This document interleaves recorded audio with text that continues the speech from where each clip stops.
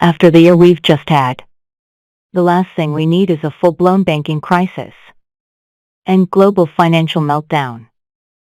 Beggars can't be choosers, though, and that's what we've got. The sudden and unexpected collapse of US banks Silicon Valley Bank and Signature Bank at the end of last week is spreading shockwaves around the world. Yesterday saw markets in full panic mode, with the FTSE 100 falling 3.86%.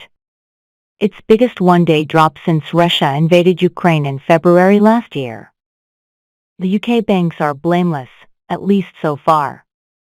But that didn't stop them from selling off yesterday, with Barclays down a thumping 9.09%.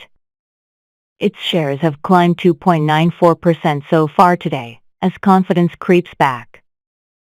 Analysts have been fretting about problems at Swiss bank Credit Suisse for months. And yesterday their fears came to a head.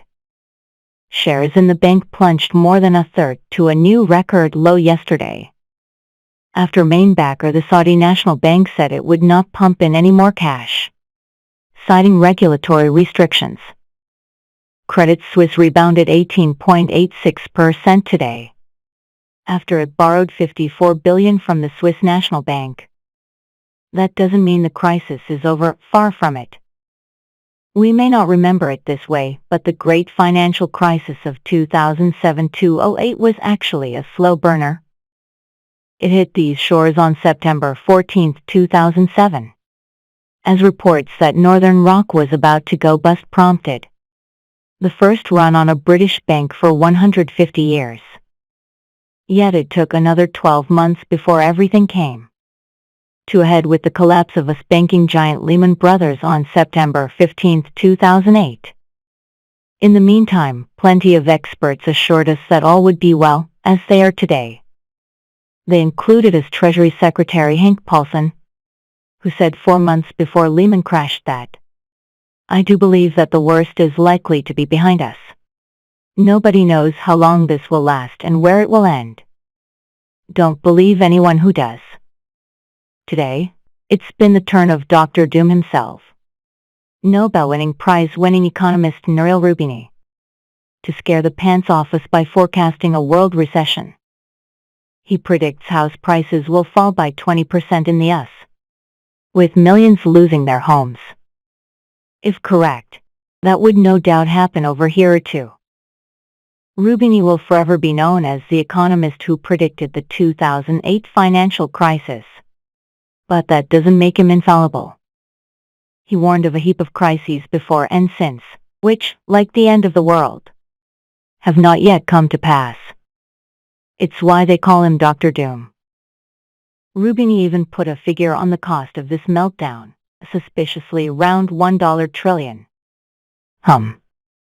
I wonder how he came up with that. Naturally, this is incredibly worrying, especially for anybody with money invested in pensions or ISAs. It's also really frightening for homeowners with hefty mortgages, who will be scared of losing their homes if everything heads south at speed. The best advice is don't panic. It won't help. Investors who dump long-term savings such as shares in a crisis typically wind up double losers, as they sell at the bottom of the market then miss out on the recovery. As we have seen today, stock markets tend to rebound out of the blue. Predicting future movements is impossible, even with a Nobel Prize in economics. Nobody should invest in shares for periods of less than 5 years, giving them time to overcome short-term bouts of volatility. Deposit in the bank up to £85,000 are protected under the Financial Services Compensation Scheme. Pensioners with money in drawdown are in a tricky position. In an ideal world, they will have a pool of cash to fund the essentials, so they don't need to raid their pot for income when markets are down. Many who don't have that cushion are heading back to work in droves. House prices may crash, but homeowners will be fine as long as they can continue to service their mortgage. Today's crisis may actually help on that front by putting a stop to recent interest hikes, as the financial system can no longer take them. If Jeremy Hunt is right and inflation has soon start falling towards 2.9%, mortgage rates could fall more than they already have.